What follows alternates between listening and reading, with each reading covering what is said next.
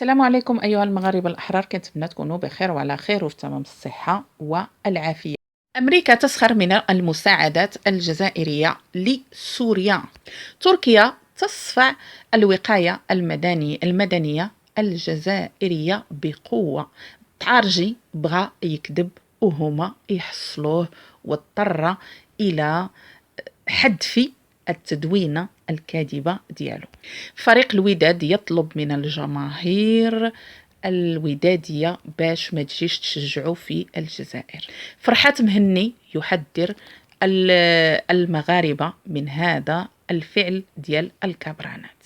قبل ما نبدا الفيديو هنطلب منكم انكم تدعمونا بلايك فضلا وليس امرا. صفحة أمريكية بالعربية سميتها الأحداث الأمريكية، نشرات على تويتر.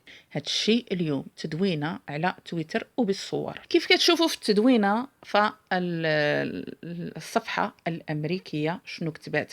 الجزائر ترسل بيبسي والزيت كمساعدات إغاثية في سوريا. وهي في الحقيقة راه ماشي بيبسي، راه هذاك حمود بوعلام، ماشي حتى بيبسي. فالناس اللي هما عندهم يعني زلزال وطايح عليهم الردم، شنو غادي يديروا بالزيت وحمود بوعلام؟ ولهذا كيسخر منهم هاد الصفحة الأمريكية.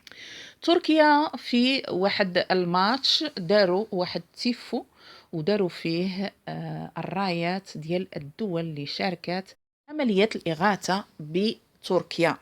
دايرين الصورة ديال واحد من الرجال ديال الوقاية المدنية اللي جبد واحد الطفل من تحت الأنقاض.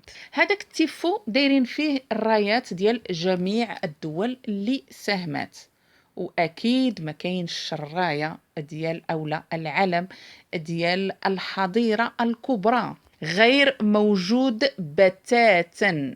في الحقيقة أنا ملي سمعت بأنه الوقاية المدنية ديال الحظيرة الكبرى غادي تمشي لتركيا ولسوريا باش أنهم يعاونوا الناس، يعني ما استبعدتش صراحة. هاد الفكرة طاحت لي في بالي أنهم غادي يمشيو يدخلوا ويشفروا ما يوجد ما يمكن سرقته، لان احنا كنعرفوا ان هذاك الشعب شفار بمعنى الكلمه، فهما كيسرقوا كل شيء، كيسرقوا التراث، كيسرقوا التاريخ، كيسرقوا كل شيء بالاضافه الى السرقه لانهم شعب شفار. فانا سافرت لعده دول صراحه، واي دوله كنمشي لها كنلقى فيها الصيت ديالهم معروف جدا في جوج الحوايج، في الدعاره وفي السرقة. مع أن بناتهم كيقولوا حنا مغربيات، وأيضا ولادهم كيقولوا حنا مغاربة، إلا أنهم الدول أصبحوا كيعرفوهم. هذا الشيء كان ينطلي في واحد الفترة اللي غنقولوا قبل 2010، كان ينطلي على الدول ملي كانوا كيقولوا حنا مغاربة، ولا بناتهم هذوك اللي خارجات الطريق كيقولوا حنا مغربيات، ولكن لم يعد ينطلي على شي حد. السمعة ديالهم ولات عاطية الريحة فين ما مشيتي بالسرقة والدعارة. تركيا ما حطاش الراية ولا العلم ديالهم مع الأعلام ديال الدول اللي شكراتهم بأنهم جاو وقدموا المساعدات في هذا المصاب الجلل ديال هذاك الزلزال المدمر بتركيا. ومع ذلك خرجنا طعارجي حاط هذاك التيفو كيقول لك كيحتفيو برجل اطفاء جزائري اللي خرج الطفل من تحت الانقاض، مع انه ما كاين حتى شي اطفائي جزائري في تركيا اللي خرج شي طفل من تحت الانقاض. هناك اطفائي ديال دولة غربية ولكن ماشي جزائري اللي خرج الطفل من تحت الانقاض. من بعد ما نهالت عليه السب والشتم وكيقولوا ليه يا الكذاب، فاضطر الى حذف التدوينة. وبهذا فكنعرفوا بأنه يعني عندك الكذب والسرقة والدعارة هما تراث جزائري.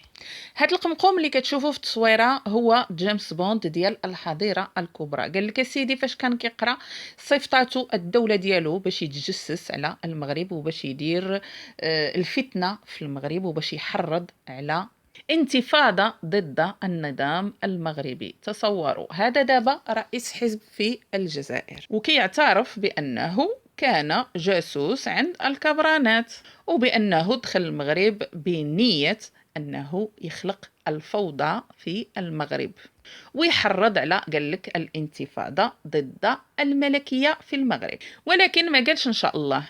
وبهذا كنعرفوا بأنه جميع الجزائريين اللي كيدخلوا للمغرب عندهم نية أو مصيفطين لأجل هدف ما.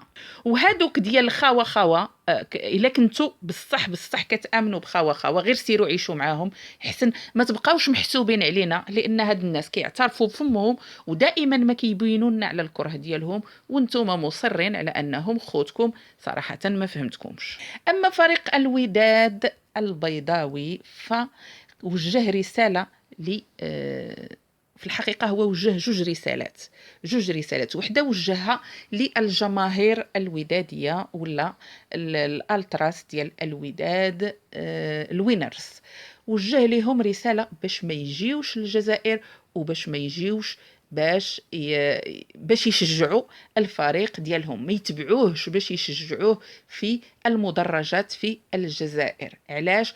باش ما يكونش شي فوضى، وباش ما يسيئوش للصورة ديال المغرب، لأنه غادي يكون أكيد هناك واحد اصطدام كبير، ما غاديش يصبروا الجماهير ديال الوداد للاستفزازات ديال الهمج الكرغولي. داك الشيء علاش الوداد طلب من الجماهير ديالو اولا باش ما يمشيش للجزائر وما يدعموش في المقابله اللي عنده مع شباب القبائل. الرساله الثانيه هي انه حط صوره ديال